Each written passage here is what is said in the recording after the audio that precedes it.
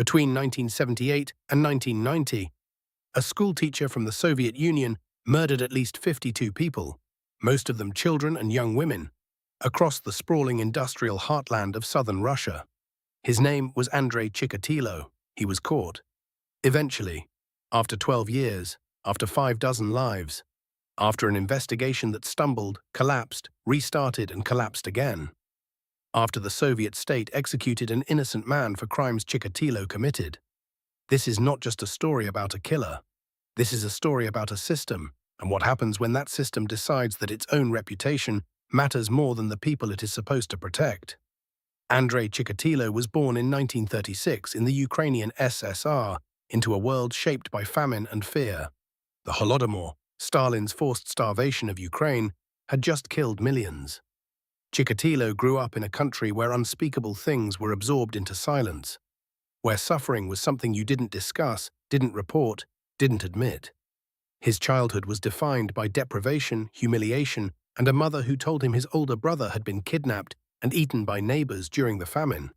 Whether that story was true or a distorted memory passed down through trauma, it became part of the texture of his mind. He was intelligent, he studied hard, he became a communications engineer, then a teacher. On the surface, he was exactly what the Soviet system claimed to produce: a functional citizen, a worker, a man who moved quietly through the machinery of the state. But beneath that surface, Chikatilo was building something else entirely. His first known killing was in December 1978.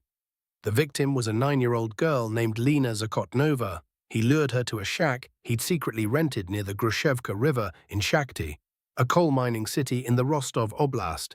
He stabbed her. He threw her body in the river. A witness had seen Chikatilo with the girl. Police investigated him. He was a suspect. And then they let him go. Why? Because Chikatilo's blood type did not match the semen found at the scene. The investigators concluded he wasn't the killer. This conclusion was, as it turned out, catastrophically wrong. Chikatilo was among the rare individuals whose blood type and secretor status differ, meaning his bodily fluids don't reflect his blood type. Soviet forensic science in 1978 did not account for this.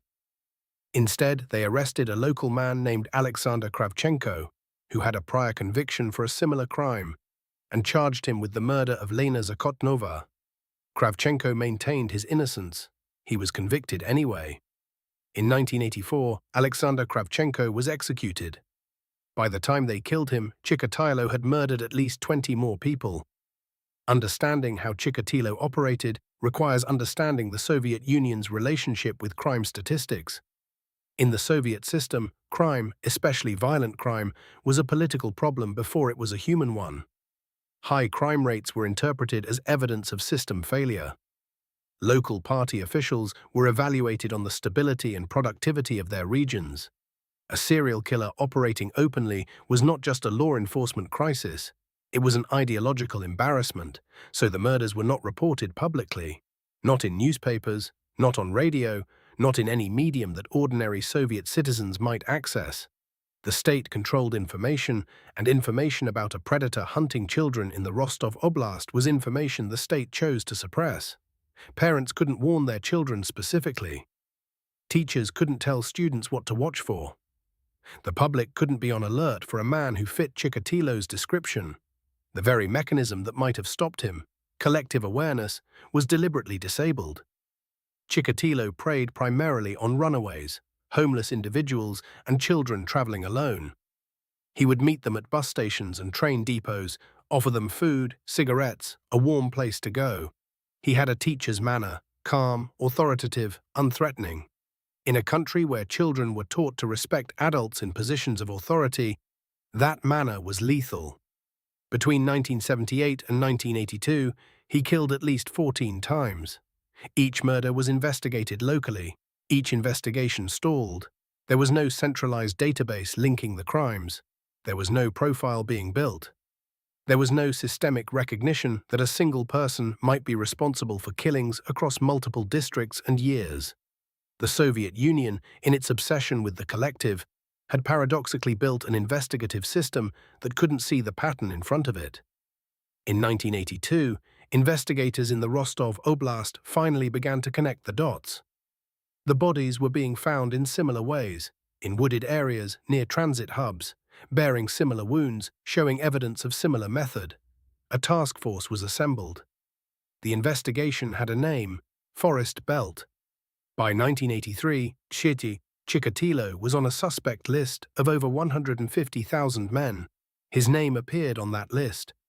In 1984, investigators actually detained him for questioning. They found a knife, they found rope, they found a jar of Vaseline. These were, at minimum, items that warranted serious scrutiny. They checked his blood type. It didn't match the crime scene evidence.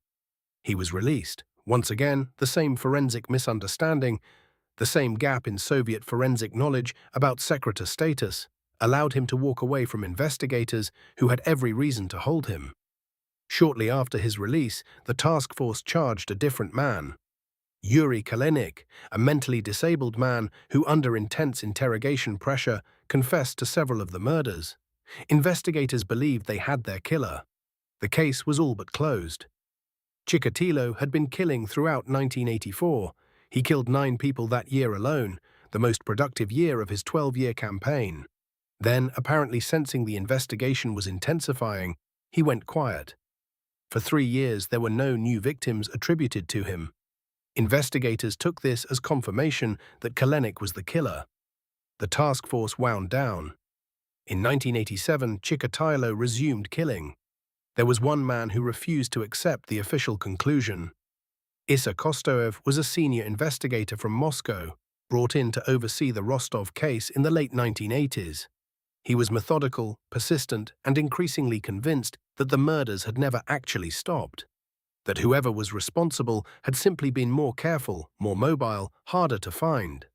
He also believed, despite the official forensic conclusions, that the blood type evidence was not reliable. Kostoev began rebuilding the investigation from scratch. He assembled a larger, more coordinated task force. He brought in Viktor Burakov, a local investigator who had been working the case for years and had developed a granular understanding of the crime scenes and victim profiles. Together, they did something that had not been systematically attempted before. They began to map every victim, every location, every transit route. They built a picture of where the crimes had happened in relation to the Soviet rail network, and the picture that emerged was specific. The killer was traveling by train and bus. The killer was comfortable at major transit hubs. The killer had access to legitimate movement through the system, probably for work. They also, quietly, brought in the first Soviet forensic psychiatrist to consult on a criminal investigation. Alexander Bukhanovsky. Working from the crime scene evidence, Bukhanovsky produced a psychological profile that was, in retrospect, remarkably precise. The killer, he wrote, was almost certainly middle-aged, male, educated, employed, and had a specific pathology rooted in sexual dysfunction and a compulsive need for dominance. He was not a drifter or a criminal type. He was invisible because he was ordinary. The profile circulated. The investigation continued. Officers were deployed to train stations and bus depots throughout the Rostov Oblast, watching for men who matched the profile, watching for anyone who seemed to be engaging with potential victims. In November 1990, an officer noticed a man walking out of a wooded area near a bus stop, sweating and disheveled. The man showed identification. His name was Andrei Chikatilo. The officer logged the contact and let him go. 3 days later, a body was found in those woods. This time, the officer's log was reviewed. This time, the name matched the original 1979 suspect list. This time, they brought Chikatilo in and didn't let him go. When Chikatilo was finally confronted with the evidence against him, he initially denied everything. Police held him for 10 days, the legal limit, and were preparing to release him when a last-ditch decision was made. Bring in Bukhanovsky, the psychiatrist who had written the profile. Bukhanovsky read the profile aloud to Chikatilo. He read it clinically, without accusation, describing in technical and empathetic terms the psychology of the person who had committed these crimes. Chikatilo wept, and then he began to talk. Over the course of multiple sessions, he confessed to 56 murders. He provided details that only the killer could have known. He led investigators to burial sites they hadn't found. He was precise, methodical, almost businesslike, as though the confession were a form of relief, a bureaucratic process he'd been waiting to complete. He was tried in 1992. The trial was chaotic. Survivors of his attacks were present in the courtroom, as were families of victims, and the sessions regularly erupted into rage and grief. Chikatilo sat in an iron cage for his own protection, rocking, muttering, occasionally exposing himself. Observers described him as performing madness. The psychiatric evaluations concluded he was legally sane. He was convicted of 52 murders. He was executed in February 1994 by a single gunshot to the back of the head. After the trial, after the execution, Soviet and then Russian officials were quick to frame the case as a story of justice, ultimately served. The killer had been caught. The killer had been punished. The system had worked. But the accounting was incomplete. Alexander Kravchenko had been executed for a murder Chikatilo committed. The Soviet state had killed an innocent man, and then, when the truth became unavoidable, said nothing. There was no official apology, no acknowledgement in state media. The fact that the wrong man had been executed was treated as a bureaucratic footnote rather than a fundamental indictment of the system. The suppression of information had cost lives. We will never know how many people might have been protected if the public had been warned, if parents had known there was a predator targeting children at bus stops, if the basic facts of the case had been public knowledge rather than classified embarrassment. That calculation was never made officially, because making it would require admitting that the decision to suppress had been a decision to let people die. The forensic failure, the misunderstanding of secretor status, was a genuine scientific limitation. But it became something more when it was used to justify releasing a suspect who matched the profile, who had been seen with victims, who was carrying a knife and rope, in favor of the institutional convenience of a closed case. Science can fail. Institutions choose what to do with that failure. The Soviet system chose closure over accuracy, certainty over truth. And the fragmented, non-centralized nature of Soviet law enforcement, where local party officials had every incentive to minimize crime statistics and every disincentive to escalate cases to national attention, meant that a killer could cross district lines and disappear into administrative seams. He didn't need to be clever. The system's own architecture made him invisible. Andrei Chikatilo was not a supernatural figure. He was not a mastermind. He was a deeply damaged man who discovered by accident that the world around him was not built to find him. 52 people are confirmed dead. The real number is likely higher. Investigators believe Chikatilo may have committed additional murders that were never conclusively attributed to him. The victims were mostly children and young women, people at the margins, people traveling alone through a country that was supposed to protect them. Their names deserve to be spoken. Lena Zakotnova, 9 years old, the first confirmed victim, the one whose murder sent an innocent man to his death.